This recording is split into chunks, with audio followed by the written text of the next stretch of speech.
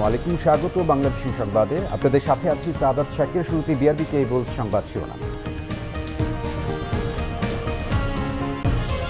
দেশে করোনায় সর্বোচ্চ 201 জনের মৃত্যু, প্রাণহানি ও শনাক্তের সংখ্যা আরও বাড়তে পারে আশঙ্কা জনস্বাস্থ্যবিদদের। আগামী সপ্তাহে অ্যাস্ট্রাজেনেকার 25 লাখ টিকা আসবে, জানালেন পররাষ্ট্রমন্ত্রী। বুয়েটের তৈরি অক্সিজেট অনুমোদনের জন্য আবেদন। কঠোর বিধিনিষেধের মধ্যেই রাজধানীর অনেক রাস্তায় স্বাভাবিক সময়ের মতো যানজট, জরিমানাও থামছে না মানুষের চলাচল। মুক্তিযুদ্ধের প্রকৃত ইতিহাস প্রকাশ হলে আওয়ামী লীগের অস্তিত্ব থাকবে না, মন্তব্য ডক্টর মোশাররফের। বিএনপিকে গঠনমূলক সমালোচনার আহ্বান কাদেরের। নিজ বাসায় হাইতির প্রেসিডেন্ট জুভেনাল মোইসকে গুলি করে হত্যা, স্ত্রী গুলিবিদ্ধ। অন্তর্বর্তীকালীন প্রেসিডেন্ট হলেন প্রধানমন্ত্রী জোসেফ। দেখছিলেন বিআরবি কেবল সংবাদ শিরোনাম, আর এবার বিস্তারিত। করোনা সংক্রমণে একদিনে দেশে প্রথমবারের মতো মৃতের সংখ্যা 200 পার হলো। গেল একদিনে মারা গেছেন আরও 201 জন। কেবল খুলনা বিভাগে মৃতের সংখ্যা 66, আর 35,639 জনের নমুনা পরীক্ষায় নতুন আরও 11,162 জনের করোনা শনাক্ত হয়েছে। জনস্বাস্থ্যবিদদের মতে মৃত্যু ও শনাক্তের সংখ্যা আরও বেড়ে চলতি মাসের শেষ নাগাদ তা আবার নিম্নমুখী হতে পারে। করোনা ভাইরাসের ভয়াল রূপ দেখছে বাংলাদেশ। আগের ঢেউগুলোয় গ্রাম ও মফস্বল অঞ্চলে সংক্রমণ ও মৃত্যু কিছুটা কম থাকলেও এবার করোনা ঝড় লণ্ডভণ্ড করে দিচ্ছে গ্রাম ও বিভিন্ন জেলা শহর। সরকারি হিসেবে 24 ঘন্টায় 201 জন মারা যাওয়া ব্যক্তিদের মধ্যে কেবল খুলনা বিভাগেই 66 জন, ঢাকা বিভাগে 58 জন। এছাড়াও চট্টগ্রামে মারা গেছেন তৃতীয় সর্বোচ্চ 18 জন। মঙ্গলবার শনাক্তের সংখ্যা 11,000 পার হলেও বুধবার কিছুটা কমে এই সংখ্যা 11,162। শনাক্তের হার 31.32%। এদিকে জনস্বাস্থ্যবিদ ডাক্তার নিজামুদ্দিনের মতে করোনার ভয়াবহতাকে গুরুত্ব না দেয়ায় এই অবস্থা। আগামী কয়েকদিন সংক্রমণ ও মৃত্যু আরও বাড়বে বলে ধারণা তার। সব থেকে দুঃখজনক হচ্ছে বাংলাদেশে এখন 31% ইনফেকশন রেট, যেটা পৃথিবীর কোনো দেশে এই মোমেন্টে নেই। তো ধরে নিই আমরা এই 2 সপ্তাহ লকডাউন 14 তারিখে যদি শেষ হয়, তার ফলাফল পাবো আমরা এই মাসের শেষে যে। আর এই যে সার্স এখন সংক্রমণের হার বেড়েছে এবং এটা বাড়বে আরো 2 সপ্তাহ কিন্তু, এবং ঈদের চলাকালীন সময়ে অর্থাৎ এই 20-21 তারিখের দিকে কিন্তু সব থেকে বেশি পরিমাণ কেস, ইনফেকশন এবং মৃত্যু হতে পারে বাংলাদেশে। অন্যদিকে বুধবার স্বাস্থ্য অধিদপ্তরের এক ভার্চুয়াল সংবাদ সম্মেলনে প্রতিষ্ঠানটির মুখপাত্র ডাক্তার নাজবুল ইসলাম জানান, করোনা সংক্রমণ অনেক বেড়ে যাওয়ায় স্বাভাবিক সময়ের 5 গুণেরও বেশি অক্সিজেন চাহিদা তৈরি হয়েছে। রোগীর সংখ্যা আরও বাড়লে সংকট তৈরি হতে পারে বলে আভাস দেন তিনি। স্বাভাবিক সময়ে বাংলাদেশে অক্সিজেনের যে চাহিদা সেটি 50 থেকে 70 মেট্রিক টন প্রতিদিন। রোগীর সংখ্যা যদি এভাবে বাড়তে থাকে তাহলে কিন্তু সেই চাহিদারও একেবারে শেষ সীমায় আমরা পৌঁছে যাব এবং আমাদের পক্ষে কিন্তু সেটি তখন সামাল দেওয়া অত্যন্ত চ্যালেঞ্জিং হবে। আমরা বিশ্বাস করি যে সেরকম চ্যালেঞ্জ মোকাবেলা করবার আগেই কমিউনিটি ট্রান্সমিশনের যে জায়গাটি আছে, সচেতনতা তৈরির যে জায়গাটি আছে, সেই জায়গাটিতে যদি আমরা সকলেই কাজ করি তাহলে কিন্তু রোগীর সংখ্যা অস্বাভাবিকভাবে বাড়তে পারবে না। তিনি আরও জানান, করোনার পাশাপাশি দেশে বাড়ছে ডেঙ্গু জ্বরের প্রকোপও। একদিনে ডেঙ্গুতে শনাক্ত হয়েছেন 29 জন, তার মধ্যে 28 জনই রাজধানীর বাসিন্দা। মাইনুল শোভন, বাংলা ভিশন, ঢাকা। এদিকে খুলনা বিভাগে করোনায় গত 11 দিনের মৃত্যু হয়েছে 412 জনের। হাসপাতালগুলোতে চিকিৎসক ও নার্স সংকটের কারণে যথাযথ সেবা দেওয়া যাচ্ছে না। ভয়াবহতা থামাতে মেডিকেল কলেজ ও নার্সিং ইনস্টিটিউট থেকে জনবল এনে করোনা সেবায় নিয়োজিত করার উদ্যোগ নিয়েছে সরকার। খুলনা থেকে আতিয়ার পারভেজের রিপোর্ট। খুলনা বিভাগে প্রতিদিন করোনায় আক্রান্তের সংখ্যা হাজারের ওপরে। 10 জেলায় 15টি করোনা হাসপাতালের শয্যা সংখ্যা 1719টি, যার মধ্যে আইসিইউ বেডের সংখ্যা 67টি। হাসপাতালে ঠাঁই না পেয়ে দিশেহারা রোগী ও তাদের স্বজনরা। করোনা রোগী যে হারে বাড়ছে, খুলনার করোনা হাসপাতাল বেড সংখ্যা খুবই কম, তাই করোনা হাসপাতাল বাড়াতে বেড বাড়ার কোনো লাভ নেই। রোগী বাড়তেছে করোনার ভুল করে। এই মুহূর্তে ওই কাঙ্ক্ষিত পরিমাণের সেবাও নেই এবং রোগী ভর্তি হওয়ার জায়গা নেই। আমাদের সমাজের যে ধর্মাঢ্য ব্যক্তিরা আছে, বড় বড় প্রতিষ্ঠান আছে, তারা যদি এগিয়ে আসে তাহলে অনেকটা মোকাবেলা করা সম্ভব। করোনা হাসপাতাল ও করোনা ইউনিটের শয্যা সংখ্যা বাড়াতে মন্ত্রণালয়ে চিকিৎসক ও নার্স চাওয়া হয়েছে বলে জানালেন বিভাগীয় কমিশনার। আমাদের আরও শয্যার সংখ্যা হয়তো বাড়াতে হবে, আমরা বাড়াচ্ছি। সেক্ষেত্রে আমরা চ্যালেঞ্জের মধ্যে পড়ছি। ডক্টর এবং নার্সের স্বল্পতা দেখা দিতে পারে, সেটি আমরা সরকারকে অবহিত করেছি। সেটি সরকার স্বাস্থ্যসেবা বিভাগ চেষ্টা করছে যে অন্য যারা মেডিকেল কলেজে অ্যাসিস্ট্যান্ট প্রফেসর লেকচারার কাজ করছেন তাদের থেকে ডেপুটেশনে দিতে পারেন কিনা। নার্সদের ক্ষেত্রেও এটি প্রযোজ্য। এটি একটি আমরা বড় চ্যালেঞ্জ হিসেবে দেখছি, এটি অ্যাড্রেস করার চেষ্টা করছি। সরকারের নির্দেশনা মোতাবেক আমরা এটি করব। সংক্রমণের সাথে পাল্লা দিয়ে দ্রুতই বাড়ছে সংকটাপন্ন রোগীর সংখ্যা। এই অবস্থায় করোনা আক্রান্ত রোগীদের হাহাকার কমাতে দ্রুত হাসপাতালে শয্যা বাড়ানোর দাবি ভুক্তভোগী পরিবারের। আতিয়ার পারভেজ, বাংলা ভিশন, খুলনা। কোভ্যাক্সের আওতায় এবার জাপান থেকেও টিকা পাচ্ছে বাংলাদেশ। পররাষ্ট্রমন্ত্রী ডক্টর একে আব্দুল মোমিন সাংবাদিকদের জানিয়েছেন, অ্যাস্ট্রাজেনেকার তৈরি 25 লাখ টিকা পাবে বাংলাদেশ। আগামী সপ্তাহে এই টিকা দেশে পৌঁছাতে পারে। মন্ত্রী জানান, টিকার ব্যাপারে জাপানের পররাষ্ট্রমন্ত্রীর সঙ্গে কথা বলেছেন তিনি। চলতি অথবা আগামী সপ্তাহে টিকা পাঠাতে রাজি হয়েছে জাপান। কোভ্যাক্সের আওতায় ইউরোপ থেকে 10 লাখ টিকা পাবে বাংলাদেশ।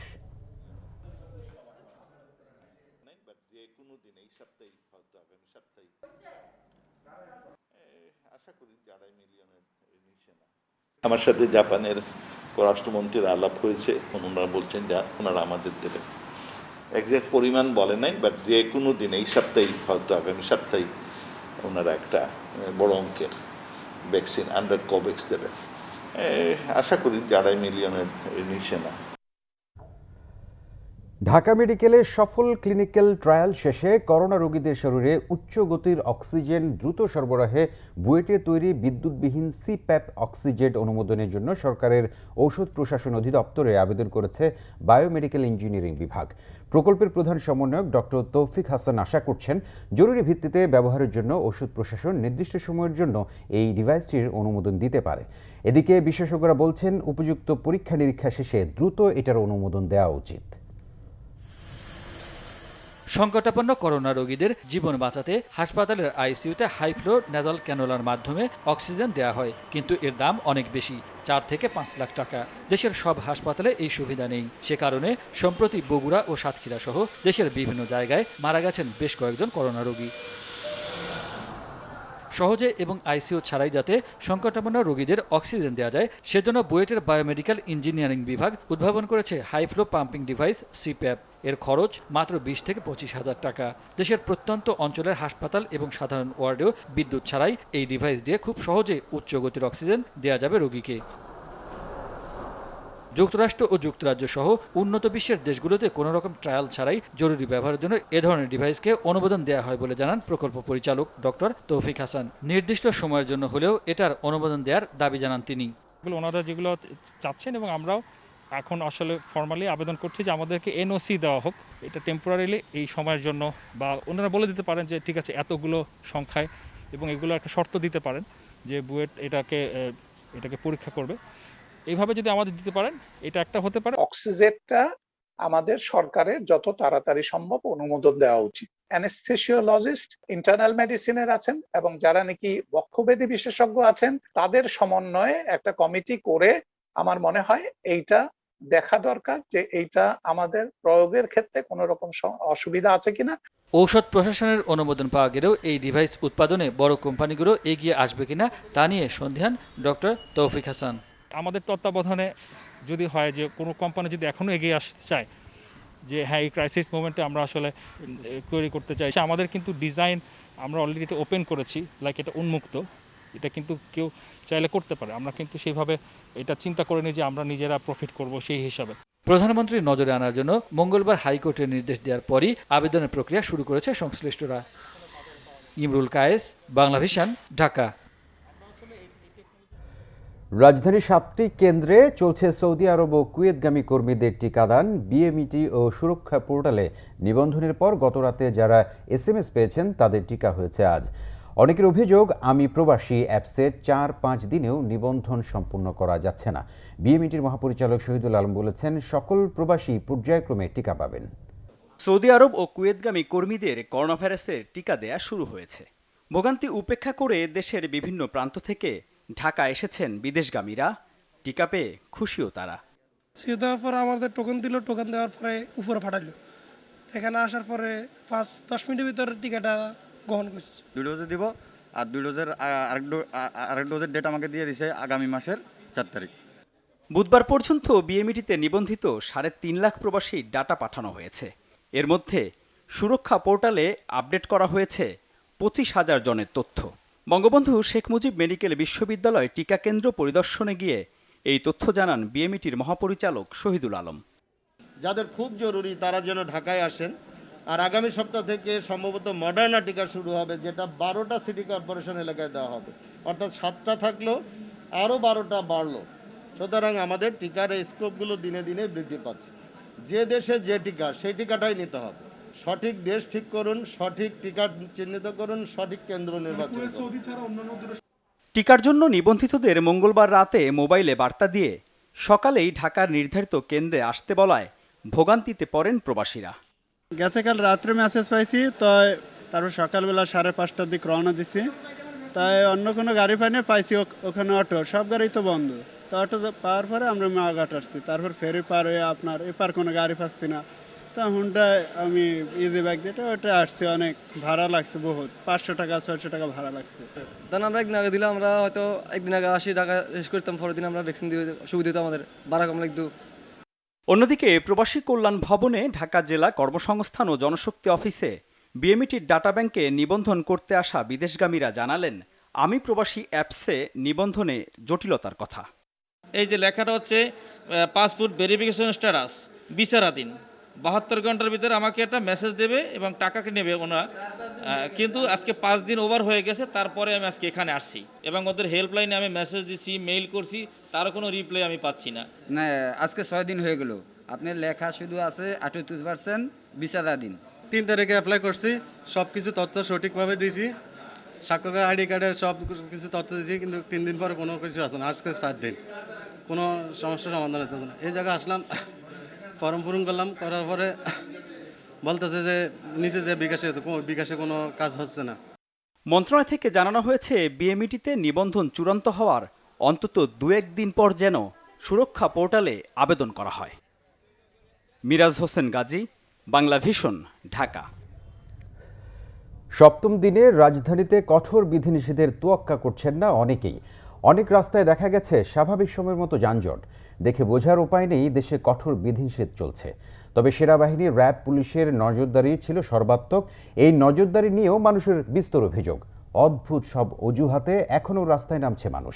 এদিকে বুধবার বিধি ভঙ্গের কারণে গ্রেফতার করা হয়েছে 1102 জনকে। সকাল 9:30 রাজধানীর কারণ বাজার এলাকা। গাড়ির চাপ সামলাতে রীতিমতো হিমশিম খাওয়ার অবস্থা। কে বলবে কঠোর বিধিনিষেধের সপ্তম দিন? আমরা তার বের হওয়ার সঙ্গত কারণটা জানতে চাচ্ছি। যদি আমাদের কাছে অপ্রাসঙ্গিক মনে হয় যে সে ঘর থেকে বের না হলেও পারত, সেই সব গাড়ির বিরুদ্ধে আমরা আইনগত ব্যবস্থা গ্রহণ করছি। সকাল 10:30 সায়েন্স ল্যাব মোড়, রীতিমতো যানজট। একই অবস্থা বিজয় সরণি, মহাখালী, বনানী সহ রাজধানীর ব্যস্ততম সব এলাকার। সব সড়ক ব্যক্তিগত গাড়ি, রিকশা ও মোটরসাইকেলের দখলে। হাজারো সংক্রমণ, শত মৃত্যু, কোনো কিছুতেই যেন মানুষের ভয় নেই। নানা খোঁড়া অজুহাতে পথে নামছে মানুষ। একজন বলছে আতিকা, আরেকজন বলছে রুবিনা। তাতে বোঝা গেল যে ওনারা কোনো ছোট বোন অসুস্থ এরকম হয়নি, তাই আমরা ওনাদেরকে আপাতত আটক রাখছি। ম্যাজিস্ট্রেট মহোদয় আসলে তাদের বিরুদ্ধে ব্যবস্থা নেওয়া হবে। আমি ডাক নামটা বলেছি, ওই আসল নামটা বলছে। বোনের নাম তো মনে করেন 1 না 2টা থাকে। আমি বলছি আতিকা, ও বলছে রুজিনা আক্তার। আমি থেকে ঢাকায় তো অনেক বছর ধরে, প্রায় 16 বছর ধরে, তাহলে আমি রুজিনা আক্তারই জানি। এই করোনাকালীন সংকটময় মুহূর্তে 7-8 জন মিলে হসপিটালে রোগী দেখতে যাওয়া, একজনকে দেখতে যাওয়া কতখানি যৌক্তিক আপনার কাছে মনে হয়? অফিসে বেতন নেওয়ার জন্য যাচ্ছি, এখন অফিসের কথা চলে আসলেন, এটা হইলো? বিধিনিষেধ মানাতে রাজধানী জুড়ে ছিল আইনশৃঙ্খলা বাহিনীর কঠোর তৎপরতা। ব্যক্তিগত গাড়ি, রিকশা, মোটরসাইকেল আরোহী সবাইকেই পয়েন্টে পয়েন্টে জিজ্ঞাসাবাদের মুখোমুখি হতে হচ্ছে। করা হচ্ছে জরিমানাও। এখানেও ভোগান্তির অভিযোগ সাধারণ মানুষের। তল্লাশি করা তো এবার রাস্তা বন্ধ করে দিয়ে মানুষকে একসঙ্গে জড়ো করে, এতে তো সংক্রমণ, করোনা সংক্রমণ এতে আরো কমবে কি আর বৃদ্ধি পাচ্ছে? জরিমানা করে না, উনি বললো যে আধা ঘন্টা দাঁড়ায় থাকতে, আর আধা ঘন্টার যে ওনার যে ইয়াটা 50 টাকা ওই রিক্সাওয়ালাকে বাড়ায় দিতে। করোনা সংক্রমণ নিয়ন্ত্রণে চলমান বিধিনিষেধের পূর্ণ বাস্তবায়নে সবার সহযোগিতা প্রত্যাশা সেনাবাহিনীর। আমরা সবাইকে আটকাচ্ছি না, যার ঘরে চাল নেই তার তো চাল কেনার জন্য বের হতে হবে। প্রয়োজন বিবেচনা করে আমরা মানুষদের ছেড়ে দিচ্ছি। তো এই জন্য হতে পারে যে গতবারের থেকে এবার তারা মনে করছে যে হয়তো আমরা শিথিল, কিন্তু আসলে আমরা শিথিল না। আমরা আসলে চেষ্টা করছি মানে যারা হচ্ছে অপ্রয়োজনীয় ঘোরাঘুরি করছে তারা যেন কঠোর শাস্তির মাধ্যমে, জরিমানার মাধ্যমে তারা যেন তাদেরকে উদ্বুদ্ধ করতে যেন তারা ঘরের ভিতরে থাকে। আইন শৃঙ্খলা বাহিনীর চোখকে ফাঁকি দেওয়ার এই চেষ্টা করোনার সংক্রমণ ও মৃত্যু ঝুঁকি বাড়াচ্ছে বলে সতর্ক বার্তা দিলেন সংশ্লিষ্টরা। তাইমুর রশিদ, বাংলা ভিশন, ঢাকা। বিএনপি স্থায়ী কমিটির সদস্য ডক্টর খন্দকার মোশাররফ হোসেনের অভিযোগ, মুক্তিযুদ্ধের প্রকৃত ইতিহাস প্রকাশ হলে আওয়ামী লীগের অস্তিত্ব থাকবে না। এজন্যই ক্ষমতাসীনরা ইতিহাস বিকৃত করতে চাচ্ছে বলে মন্তব্য করেন তিনি। এক ভার্চুয়াল আলোচনায় ডক্টর মোশাররফ এসব অভিযোগ করেন। স্বাধীনতার 50 বছরে যেভাবে আওয়ামী লীগের নেতারা গণতন্ত্র হত্যা করে বাকশাল প্রতিষ্ঠা করেছে, রক্ষী বাহিনী সৃষ্টি করে মুক্তিযোদ্ধাদের ধ্বংস করেছে, অর্থনীতি লুটপাট করে এদেশে দুর্ভিক্ষ সৃষ্টি করেছে, বারবার গণতন্ত্রকে হত্যা করেছে, এই সকল ইতিহাস নিয়ে আমরা পর্যায়ক্রমে আমরা এই জনসাধারণের সামনে আসব। যদি মুক্তিযুদ্ধের ইতিহাস এই প্রজন্ম প্রকৃত ইতিহাস জানে, যদি 50 বছরের স্বাধীনতার পরে বাংলাদেশের ইতিহাস জানে, তাহলে আওয়ামী লীগের এদেশে রাজনীতি করার কোনো ক্ষেত্র থাকবে না, আওয়ামী লীগের কোনো অস্তিত্ব থাকবে না। সেই জন্য আজকে তারা ইতিহাসকে বিকৃত করতে চাচ্ছে। ঢালাও মন্তব্য বাদ দিয়ে গঠনমূলকভাবে সমালোচনা করতে বিএনপির প্রতি আহ্বান জানিয়েছেন আওয়ামী লীগ সাধারণ সম্পাদক ওবায়দুল কাদের। তিনি বলেন, জনগণের জন্য রাজনীতি হয়ে থাকলে সংকটে দুর্যোগে দলমত নির্বিশেষে সবাইকে দায়িত্বশীল হতে হবে। নিজ বাসভবন থেকে নিয়মিত ব্রিফিংয়ে ওবায়দুল কাদের এসব মন্তব্য করেন। একটি মহল সবকিছুতে সরকারের অন্ধ সমালোচনা করে যাচ্ছে। অবিরাম রাজনীতিবিদদের একটি অংশের পাশাপাশি গণমাধ্যমের একটি অংশ সব কিছুতে শুধু সরকারের দোষ খুঁজে বেড়াচ্ছে। তাই সরকারের ভালো কিছু তারা দেখতে পান না কোনো সাফল্য। শেখ হাসিনার সরকার গঠনমূলক সমালোচনাকে স্বাগত জানায়, সমালোচনা থেকে শিক্ষা গ্রহণ করতে চায়, কিন্তু ঢালাও সমালোচনা এবং উদ্দেশ্যমূলক অপপ্রচার সরকারের কর্ম উদ্যমকে ব্যাহত করে। আসন্ন ঈদুল আজহা সামনে রেখে রাজধানীতে কোরবানির পশুর হাটের প্রস্তুতি চলছে পুরো দমে। এবার 2 সিটি কর্পোরেশনের অধীনে স্থায়ী অস্থায়ী মোট 23টি হাট বসবে। 5 দিন হবে পশু বেচাকেনা। সিটি কর্পোরেশন কর্তৃপক্ষ বলছে, সব ধরনের স্বাস্থ্যবিধি মেনে হাট পরিচালনা করতে ইজারাদারদের কঠোর নির্দেশনা দেওয়া হয়েছে। 2 সপ্তাহ পর ঈদুল আজহা। ঈদকে সামনে রেখে রাজধানীর বিভিন্ন এলাকায় কুরবানির পশুর হাটের কাজ দ্রুত গতিতে এগিয়ে চলছে। যদিও এখন মহামারী করোনা মোকাবেলায় চলছে কঠোর বিধিনিষেধ।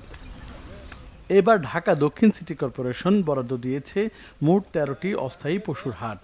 লেদার টেকনোলজি কলেজ মাঠ, পোস্তগোলা, মেরাদিয়া, ধুলাইখাল, আফতাবনগর, শাহজাহানপুর, ধনিয়া, দুবখোলা, রহমতগঞ্জ এলাকায় বসবে 10টি অস্থায়ী পশুর হাট।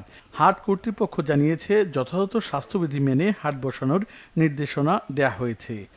ডিএসসিসির যে স্বাস্থ্য বিভাগ আছে সেখান থেকে আমাদের কিভাবে গরুর হাট পরিচালনা করা হবে, কিভাবে স্বাস্থ্যবিধি মেনটেন হবে, এর উপরে আমাদের গাইডলাইন দেওয়া আছে। তাদের নির্দেশনার আলোকে আমরা কঠোর স্বাস্থ্যবিধি রক্ষা করে আমরা হাট পরিচালনা করার জন্য ইজারাদারদের আমরা ইনস্ট্রাকশন দিব। আর ঢাকা উত্তর সিটি কর্পোরেশন গাবতলী স্থায়ী পশুর হাট সহ 10টি অস্থায়ী হাট বরাদ্দ দিয়েছে। বাড্ডা, আফতাবনগর, দক্ষিণ খান, খিলক্ষেত, পল্লবী, উত্তরখান, তুরাগ, ভাটারা, মোহাম্মদপুর ও গাবতলী এলাকায় বসবে এসব হাট। ঢাকার কেন্দ্রীয় অঞ্চলে কোনো হাট নেই। আমরা ওই বাসানটেক হাট যেটা ছিল বন্ধ করে দেওয়া হয়েছে, তারপর এখানে পলিটেকনিক, তেজগালা এটা বন্ধ করে দিয়েছে। যেগুলো একটু লোকালয়ের কাছাকাছি ছিল এগুলো আগেই আমরা বন্ধ করে রেখেছি। এখন যে হাটগুলি আছে সবগুলোই ঢাকার পেরিফেরিতে এবং উন্মুক্ত জায়গায় আছে। হাট প্রস্তুতে ব্যস্ত সময় পার করছেন ইজারাদাররা। মাস্ক, দূরত্ব বজায় রাখা, যত কিছু সরকারি যে নির্দেশগুলি আছে সেই নির্দেশগুলি আমরা পুঙ্খানুপুঙ্খানুভাবে পালন করব। মহামারী পরিস্থিতিতে সারা দেশ থেকে কৃষক, খামারি ও ব্যাপারীরা যাতে নির্বিঘ্নে পশু হাটে নিয়ে আসতে পারেন সেটা খেয়াল রাখতে সরকারের প্রতি আহ্বান জানিয়েছেন ইজারাদাররা। সৈকত সাদিক, বাংলা ভিশন, ঢাকা। আইস, খাট ও এলএসডির পর ম্যাজিক মাশরুম নামে নতুন আরও একটি মাদকের সন্ধান পেয়েছে র্যাব। রাজধানীর হাতিঝিল এলাকা থেকে নতুন মাদকসহ যুবককে গ্রেফতার করা হয়। উদ্ধার করা হয়েছে ম্যাজিক মাশরুমের 120টি স্লাইস আর 2 বোতল মদ।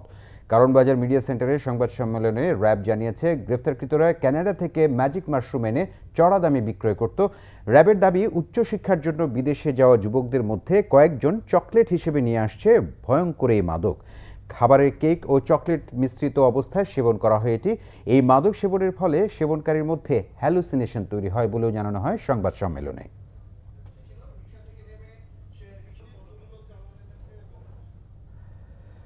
ময়মনসিংহের মুক্তাগাছায় এক চিকিৎসককে পিটিয়ে আহত করার ঘটনায় উপজেলা যুবলীগের সভাপতি মাহবুবুল আলম মনি সহ 5 জনকে গ্রেফতার করেছে পুলিশ। বিএমএ জেলা শাখার নেতারা দোষীদের দৃষ্টান্তমূলক শাস্তির দাবি জানিয়েছেন। বুধবার দুপুরে আরও 4 জনকে গ্রেফতার করে পুলিশ। এর আগে মঙ্গলবার রাতেই পুলিশ মুক্তাগাছা উপজেলা যুবলীগের সভাপতি মাহবুবুল আলম মনিকে গ্রেফতার করে। মঙ্গলবার দুপুরে হাসপাতালে সিসিটিভির ফুটেজে দেখা যায় একদল লোক medical officer doctor AHM Salekin মামুনের কক্ষে ঢুকে ভেতর থেকে দরজা লাগিয়ে দেয়। এরপর ডাক্তারকে মারধর করেন তারা। এ ঘটনায় ভুক্তভোগী চিকিৎসক মামলা করলে রাতেই পুলিশ যুবলীগ নেতা মনিকে গ্রেফতার করে। পুলিশ সুপার মোহাম্মদ আহমারুজ্জামান বলেন, এই মহামারী করোনাকালে ডাক্তার সহ সম্মুখ যোদ্ধাদের উপর কোনো রকম হয়রানিমূলক আচরণ বরদাস্ত করা হবে না। সংবাদ শেষ করব বিআরবি কেবলস শিরোনামগুলো আরেকবার জানিয়ে। দেশে করোনা সর্বোচ্চ 201 জনের মৃত্যু, প্রাণহানি ও শনাক্তের সংখ্যা আরও বাড়তে পারে আশঙ্কা জনস্বাস্থ্যবিদদের। আগামী সপ্তাহে অ্যাস্ট্রাজেনেকার 25 লাখ টিকা আসবে, জানালেন পররাষ্ট্রমন্ত্রী। বুয়েটের তৈরি অক্সিজেট অনুমোদনের জন্য আবেদন। কঠোর বিধিনিষেধের মধ্যেই রাজধানী অনেক রাস্তায় স্বাভাবিক সময়ের মতো যানজট, জরিমানায়ও থামছে না মানুষের চলাচল। মুক্তিযুদ্ধের প্রকৃত ইতিহাস প্রকাশিত হলে আওয়ামী লীগের অস্তিত্ব থাকবে না, মন্তব্য ডক্টর মোশাররফের। বিএনপিকে গঠনমূলকভাবে সমালোচনার আহ্বান কাদেরও। নিজ বাসায় হাইতির প্রেসিডেন্ট জোভেনেল মোইজকে গুলি করে হত্যা, স্ত্রী গুলিবিদ্ধ। অন্তর্বর্তীকালীন প্রেসিডেন্ট হলেন প্রধানমন্ত্রী জোসেফ। প্রিয় দর্শক, এই ছিল এখনকার মতো। পরের সংবাদ রাত 10:30 দেখার আমন্ত্রণ রইল। এছাড়া বাংলাভিশন সংবাদ ও সংবাদ সংশ্লিষ্ট অনুষ্ঠান দেখতে ভিজিট করুন www.bbnews24.com ও facebook.com/banglavisionnews এবং সাবস্ক্রাইব করুন youtube.com/banglavisionnews। ধন্যবাদ এতক্ষণ সাথে থাকার জন্য।